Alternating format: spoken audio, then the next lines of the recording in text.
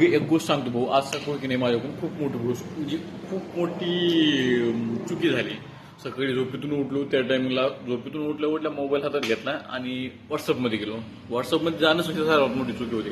व्हॉट्सअपमध्ये गेलो आणि व्हॉट्सअपमधून स्टेटसमध्ये गेलो. स्टेटस बघितले, मायच्यान बघून तर हपलंच राव. देवाचे, धर्माचे, सुविचारांचे, एकदम माणुसकीचे, आपुलकीचे. मायच्यान म्हणलो मी तर काय सतयुगात आलो नाही ना. असले भारी भारी स्टेटस बघून मी तर टोटली हँग झालो. मला म्हणलं समजा सुधारले राव, मीच एकटा असं मोकार कसा झालो.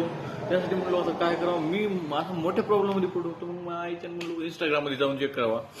इंस्टाग्राममध्ये गेलो, मित्रांनी जे पाठवलेल्या ज्या रील्स असतात ना ते बघितले. म्हणलं मायच्या ही हायतीच राव, यांच्यामध्ये तर काय बदल नाही, फक्त दिखावा मात्र खतरनाक करायला. तर यार दिखावा करण्याची काही गरजच नाही ना. जे हाव ते हाव, जे रिअल ते रिअल दाखवायचं बस.